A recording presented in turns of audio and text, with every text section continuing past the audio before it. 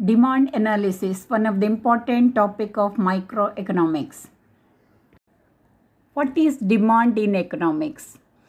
To be called as a demand, there are three features are very much required.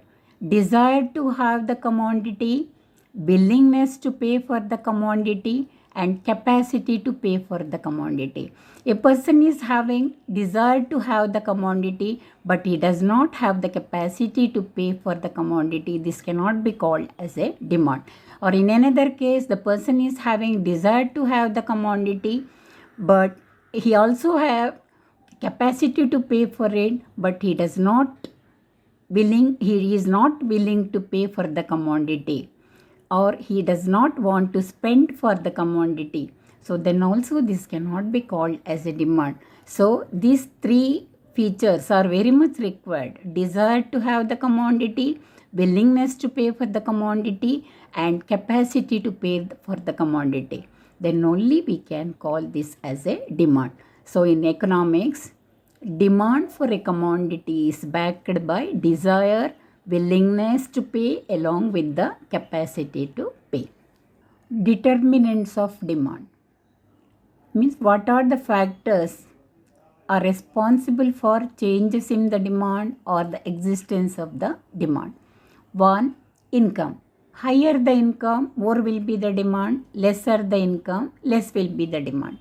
It is quite obvious the people those who are having more income, their purchasing capacity will be more than the people those who are having less income. Second one, price. Higher the price, less will be the demand. Lesser the price, more will be the demand. Unless it is a necessity good, people will keep on postponing the purchase when the price is more. Then next one is called change in fashion. When some changes takes place in the existing fashion, the demand will also change accordingly, especially by the younger generation. They will ready to pay more for the product even at a higher price. Weather condition. Certain goods are demanded under certain weather condition. In rainy season, more of umbrellas, raincoats are demanded. In winter, woolen clothes are demanded. So according to the weather, the demand also changes.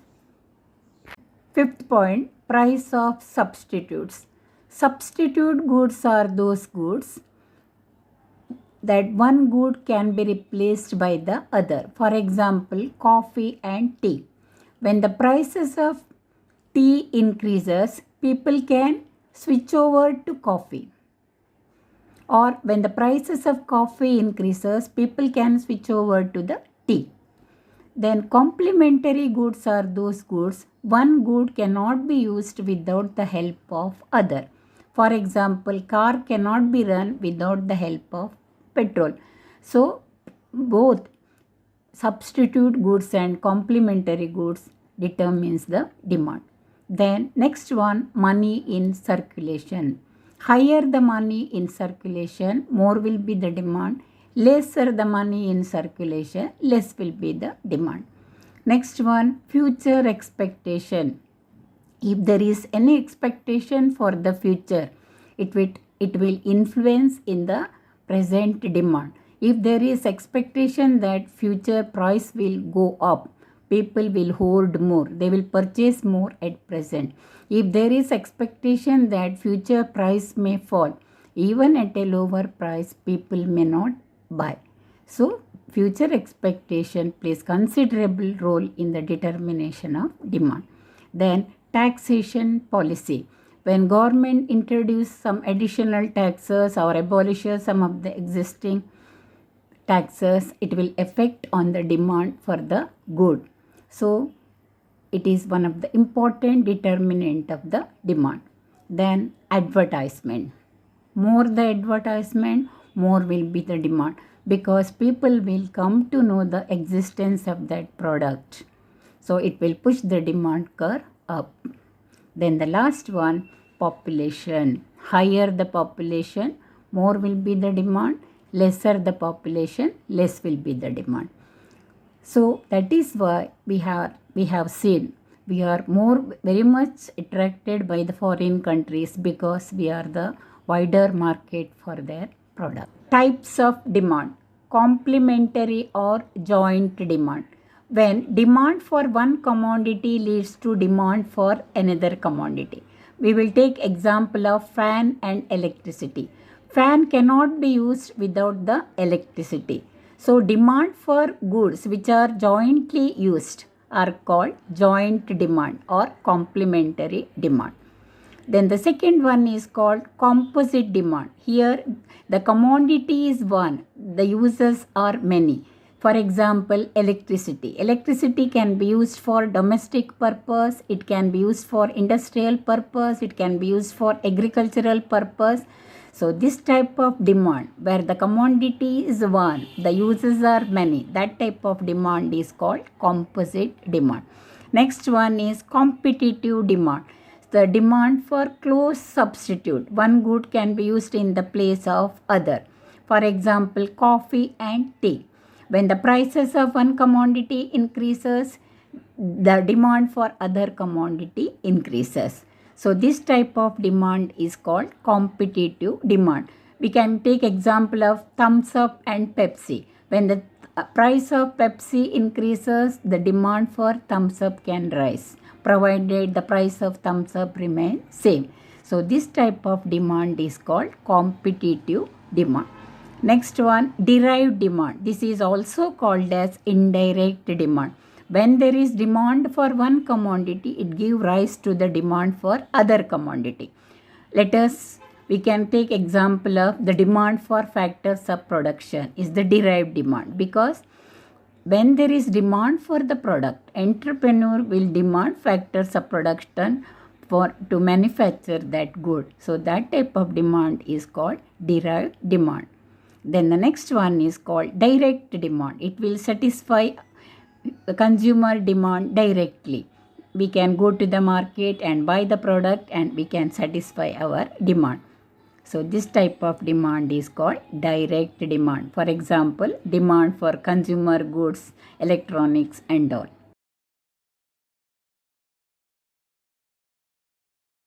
Of demand. Let us begin with the definition. According to Alfred Marshall, other things remaining same, a larger quantity will be demanded at lower price and less at higher price.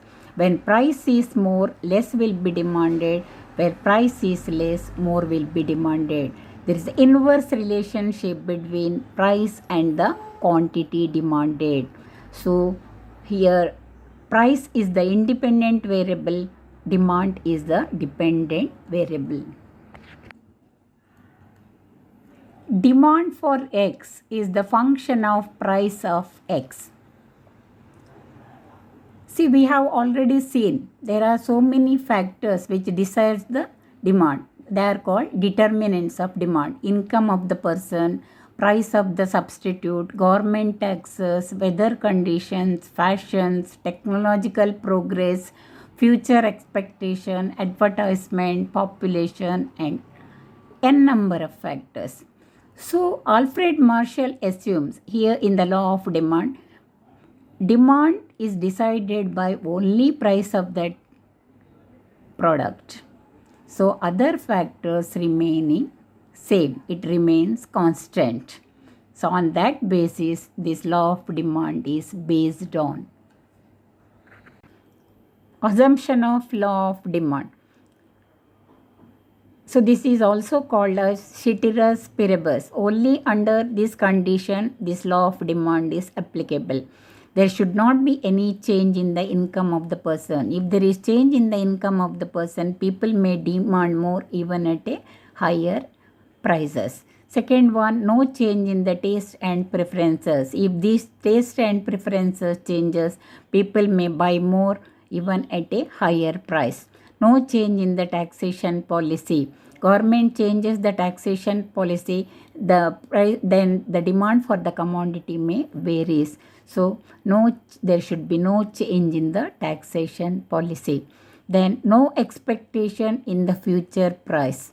Even at a lesser price, people may not buy if there is expectation that future prices are going to fall further.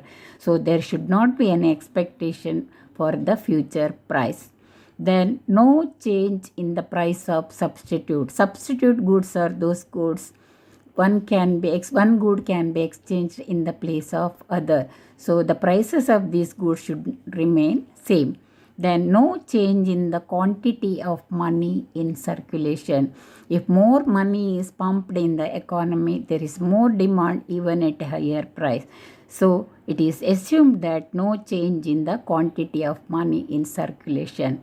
Then last one, no change in the technology. When some new technology introduced, there it can lead to mass production. Mass production can lead to fall in the price. So it is assumed that there should not be any change in the technology. Let us study the demand schedule of demand curve. There are two columns are given. First column is written price of mangoes in terms of rupees. In the second column, demand for mangoes in terms of kgs are given. When price was rupees 50 per kg, quantity demanded was 1 kg. When price decreases 40 rupees per kg, quantity demanded increases to 2 kg. When decreases to 30 rupees per kg, quantity demanded increases to 3 kg. When decreases to rupees 20 per kg, quantity demanded increases to 4 kg. When decreases further to 10 rupees per kg, quantity demanded increases 5 kg. So here we can see there is inverse relationship between quantity demanded and the price. When price is high, less is demanded. When price decreases, quantity demanded increases. Diagrammatical presentation of law of demand curve. In the vertical axis, price is given. In the horizontal axis, quantity demanded is given. When price was rupees 50, quantity demanded was 1 kg. When price decreases to 40 rupees per kg, quantity demanded increases to 2 kg. When decreases to 30 rupees per kg, quantity demanded increases to 3 kgs. When decreases to 20 rupees, quantity demanded increases to 4 kg. When decreases to 10 rupees per kg, quantity demanded increases to 5 kg. So when we join all the point, we have got downward sloping demand curve from left to right, which shows the inverse relationship between price and the demand. Means when price is more, less is demanded. When price is less, more is demanded. Topics we have covered: meaning of demand, determinants of demand, types of demand, law of demand, meaning, definition, assumption, schedule and diagrammatic presentation. So dear students, if you like the video, please like, comment, share and subscribe for my channel so that you will get notification for the uploading of new videos. Thank you.